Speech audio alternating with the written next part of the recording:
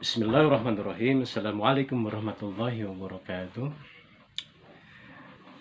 Teman-teman di grup Bismillah, Alhamdulillah, di hari kedua kita berjumpa kembali untuk membahas tentang Mukasafatul Qulub, di balik ketajaman mata hati.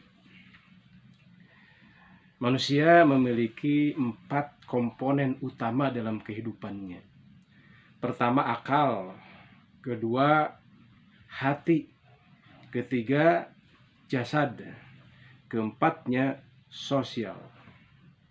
Keempat perkara ini, bila kita sandingkan dengan yang namanya ma'rifatullah, ini sangat menarik.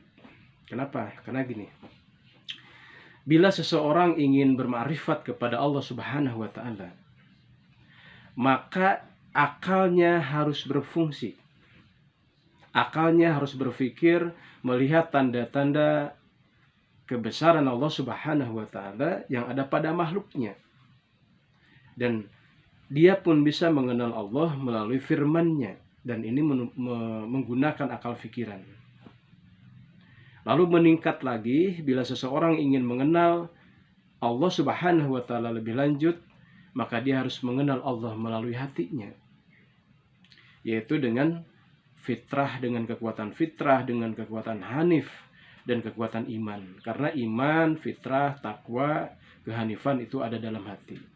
Siapa yang kaya dan berkualitas ketakwaannya, keimanannya, kemudian fitrah dan hanifnya, maka dia akan lebih mengenal Allah Subhanahu wa Ta'ala, lebih merasakan kehadiran Allah Subhanahu wa Ta'ala di dalam kehidupannya. Ketiganya, manusia punya kekuatan yang namanya jasad. Nah, jasad ini ada 4 kekuatan yang luar biasa. Ada jasad yang sifatnya statis, yaitu jasad yang sebetulnya dia berkembang dari waktu ke waktu, mulai dari bayi sampai dewasa hingga tua, kemudian meninggal. Nah, jasad statis ini, orang yang bermakrifat kepada Allah akan selalu diisi oleh perkara yang halal, makanan yang halal. Kedua, ada jasad yang sifatnya dinamis. Mata yang melihat, telinga yang mendengar, lisan yang berbicara, kemudian tangan yang memegang, kaki yang melangkah. Semua ini adalah jasad yang dinamis, jasad yang bergerak. Orang bisa mempergunakan jasadnya untuk bermakrifat kepada Allah, yaitu dengan apa? Dengan menggerakkan seluruh jasad dinamis ini untuk taat kepada Allah Subhanahu wa Ta'ala. Ketiganya, ada jasad yang sifatnya itu progresif, yaitu jasad yang selalu aktif untuk berkembang, untuk mewujudkan cita-cita, untuk mewujudkan apa yang jadi mimpi-mimpi kehidupannya. Jadi dia bukan hanya mengerjakan hal yang sifatnya rutinitas, tapi dia juga membuat suatu kreasi untuk mengembangkan kehidupannya. Sehingga bangsanya lebih maju, keluarganya lebih maju, dirinya lebih maju dari waktu ke waktu, baik dalam urusan dunianya ataupun urusan akhiratnya. Inilah manusia yang jasadnya bersifat dinamis. Dan tentu ini merupakan gabungannya dari apa yang ada di akalnya dan apa yang ada di hatinya.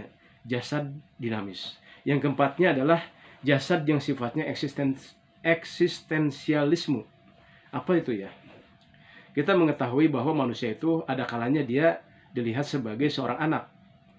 Nah, di saat yang lain masih manusia yang sama, dia adalah seorang orang tua. Ya, orang tua yang sudah punya anak ya. Seseorang yang sudah punya anak. Di sisi lain dia juga adalah seorang tetangga. Kemudian juga mungkin seorang pribumi atau seorang tamu. Kemudian dia juga seorang murid daripada guru-gurunya, atau menjadi seorang guru dari murid-muridnya.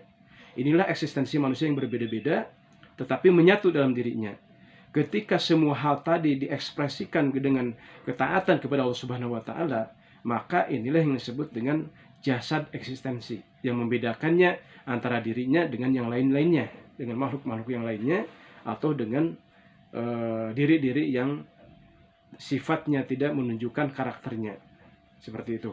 Nanti ini akan kita bahas lebih lanjut ya, supaya lebih jelas lagi yang dimaksud dengan jasad eksistensialisme itu. Nah, jasad yang apabila digerakkan semuanya ini, maka dia pun akan mendekat kepada Allah Subhanahu wa Ta'ala. Akan semakin bermakrifat kepada Allah. Lalu yang keempatnya, yang merupakan kekuatan yang ada dalam diri manusia. Kalau tadi yang pertama kan akal ya, yang kedua adalah hati, yang ketiga adalah jasad. Nah, yang keempatnya apa?